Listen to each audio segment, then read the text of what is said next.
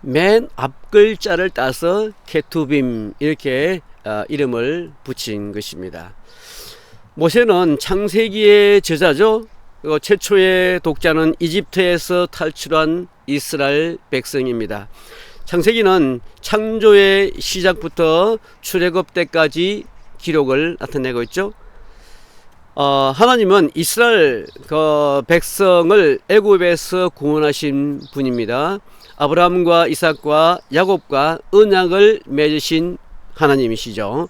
이것은 모두 창세기를 처음 읽는 사람들이 하나님의 백성에 대한 하나님의 뜻이 무엇인지 알기 위한 기록이라고 볼 수가 있습니다.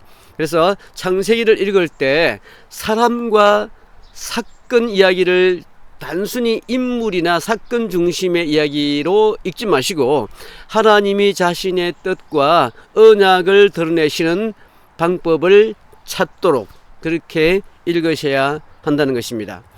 성경은 하나님의 말씀을 기록한 책이죠. 인류 구원을 위한 책인 것입니다.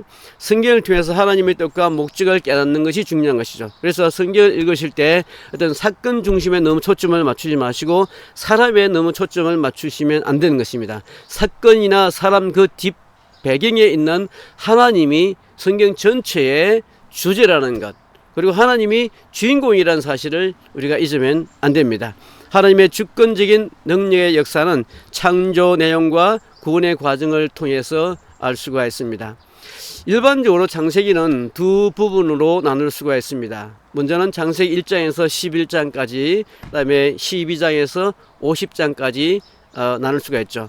1장에서 11장은 창조 이야기 나오죠. 그 다음에 타락, 홍수, 바벨탑 4개의 사건이 등장합니다.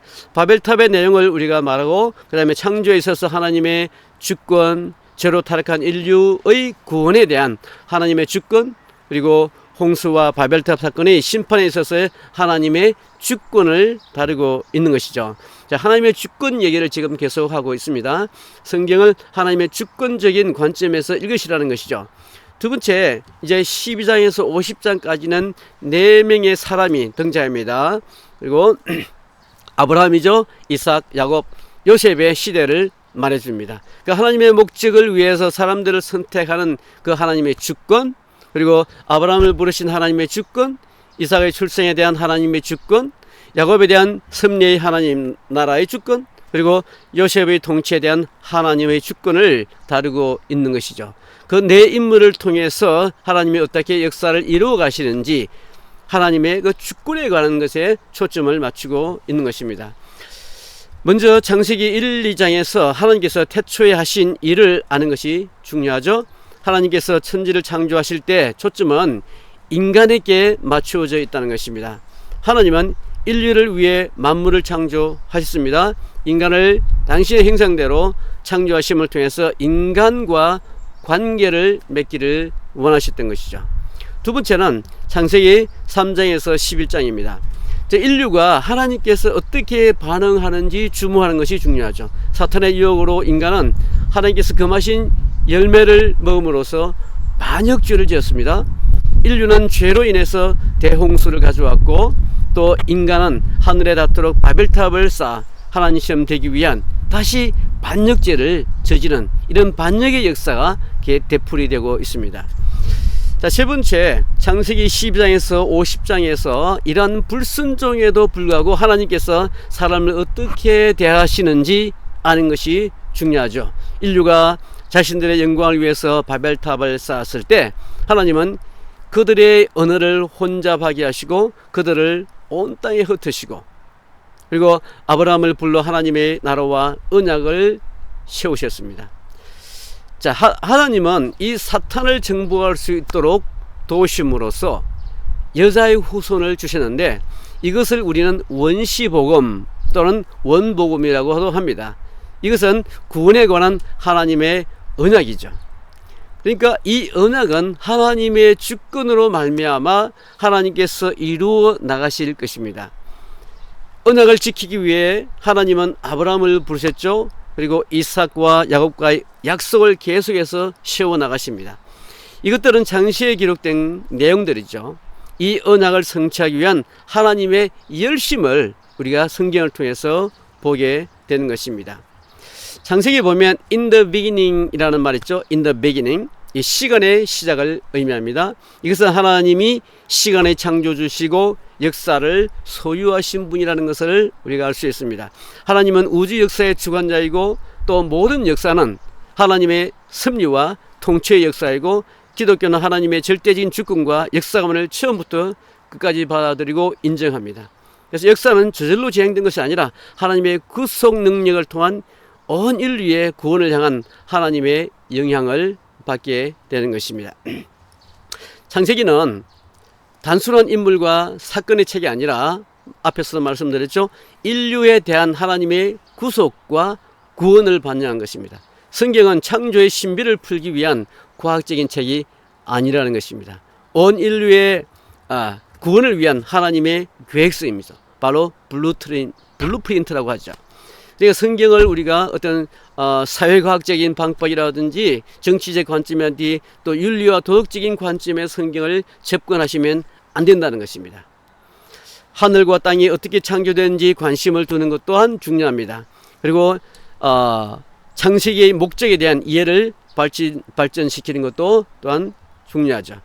창세기 1장 14절에 보면 하나님이 이르시되 하늘의 궁창에 광명체들이 있어 낮과 밤을 주관하게 하고 그것들로 징조와 계절과 날과 해를 이루게 하라고 했는데, 이게 보면 징조라는 말에 오터라는 단어와 계절에 모에드라는 단어가 사용되어 있습니다. 이 징조라는 오터라고 하는 것을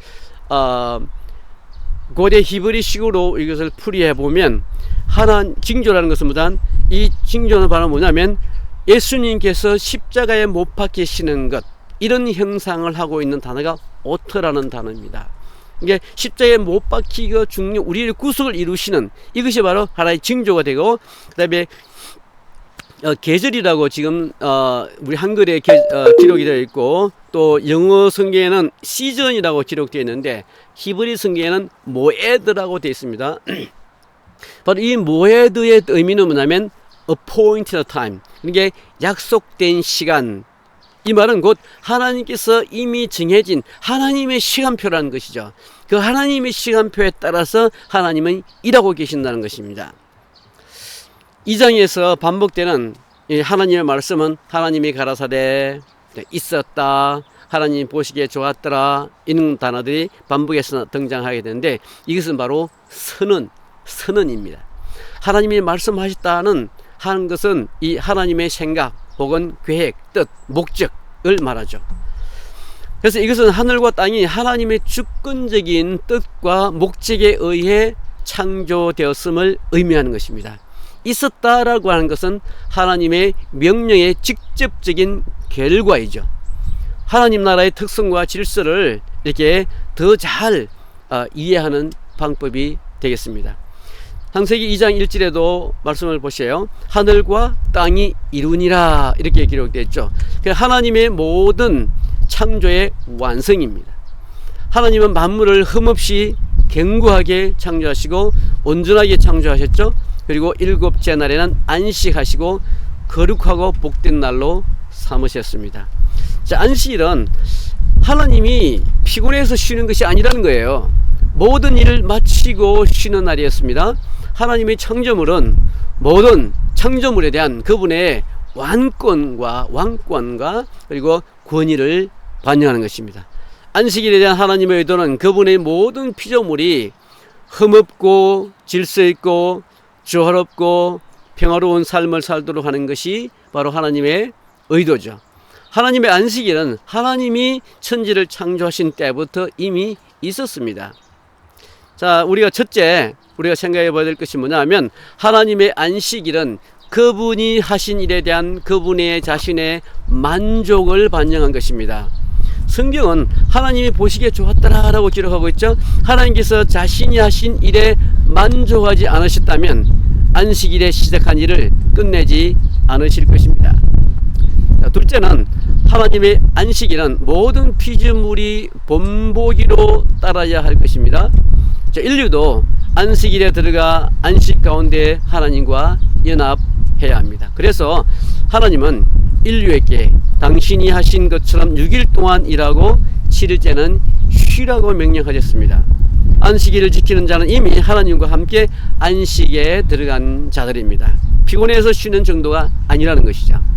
세 번째는 하나님의 안식일은 하나님의 백성이 미래에 그리스도 안에서 예수 안에서 영원히 안식을 누릴 것이라고 하는 확신을 갖게 하는, 또 어떻게 갖게 되는지 보여주는 하나의 좋은 예가 되는 것입니다.